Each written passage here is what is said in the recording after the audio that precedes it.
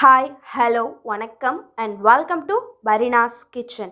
இன்றைக்கி நம்ம பரீனாஸ் கிச்சனில் சுவையான காலிஃப்ளவர் 65 எப்படி செய்கிறதுன்றதா பார்க்க போகிறோம். வாங்க கிச்சனுக்குள்ளே போகலாம். முதல்ல நம்ம காலிஃப்ளவரை க்ளீன் பண்ணணும். அதுக்காக ஒரு பாத்திரத்தில் தண்ணி வச்சு அது நல்லா இந்த அளவுக்கு கொதித்து வரணும். இந்த அளவுக்கு கொதித்து வந்ததுக்கப்புறம் காலிஃப்ளவர் மேலே நம்ம அந்த தண்ணியை சேர்த்துக்கலாம். இந்த காலிஃப்ளவரில் நம்ம க்ளீன் பண்ணாலும் கூட சின்னதாக ஏதாவது புழு இல்லை பூச்சி ஏதாவது இருக்கும். அதுக்காக தான் நம்ம இந்த மாதிரி வெந்நீரை அது மேலே சேர்க்குறோம்.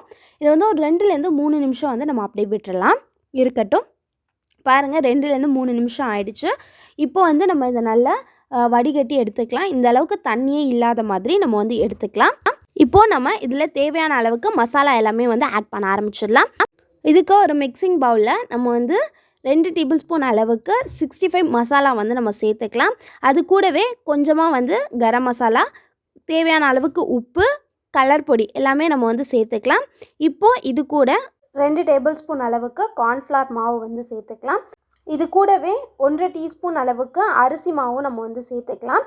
இப்போது இந்த மசாலா எல்லாத்தையும் நம்ம நல்லா மிக்ஸ் பண்ணி எடுக்கணும். நல்லா மிக்ஸ் பண்ணி எடுத்ததுக்கப்புறம் 1 டீஸ்பூன் அளவுக்கு இஞ்சி பூண்டு விழுது சேர்த்துக்கலாம். அப்போ இதோட டேஸ்ட் இன்னுமே நல்லா கிடைக்கும்.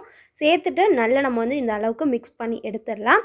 இப்போது நம்ம எடுத்து வச்சுருக்க அந்த காலிஃப்ளவரை இதில் சேர்த்துட்டு மசாலா எல்லாம் எல்லா இடத்துலையும் பரவுற மாதிரி நம்ம நல்லா மிக்ஸ் பண்ணி எடுத்துக்கலாம். பாருங்கள், நான் எல்லாத்தையும் இந்த அளவுக்கு மிக்ஸ் பண்ணி எடுத்துட்டேன். இப்போ எதை ஃப்ரை பண்ண ஆரம்பிச்சிடலாம். அதுக்கு ஒரு பேனில் எண்ணெய் சேர்த்துட்டு இன்னும் நல்லா காஞ்சி வந்ததுக்கப்புறம் ஸ்டவ்வை மீடியம் ஃப்ளேமில் வச்சுருங்க.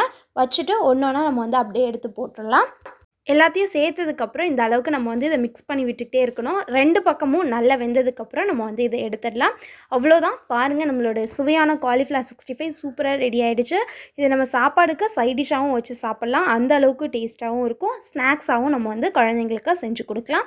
நீங்களும் இந்த ரெசிபியை கண்டிப்பாக உங்கள் வீட்டில் ட்ரை பண்ணி பார்த்துட்டு எப்படி இருக்குது அப்படின்னு சொல்லிட்டு கீழே இருக்க கமெண்ட் பாக்ஸில் கமெண்ட் பண்ணுங்கள். அடுத்து ஒரு நல்ல வீடியோவில் உங்களை சந்திக்கிறான்ட்டு see you, tata, bye. இந்த வீடியோ உங்களுக்கு பிடிச்சிருந்தா லைக் பண்ணுங்கள், ஷேர் பண்ணுங்கள், கமெண்ட் பண்ணுங்கள். மறக்காமல் பரீனாஸ் கிச்சனுக்கு சப்ஸ்கிரைப் பண்ணிவிடுங்க. கூடவே பக்கத்தில் இருக்க பெல் ஐக்கானையும் கிளிக் பண்ணுங்கள். ஸோ தென் என்னோடய வீடியோஸ் உங்களுக்கு வரும். Tata, bye bye.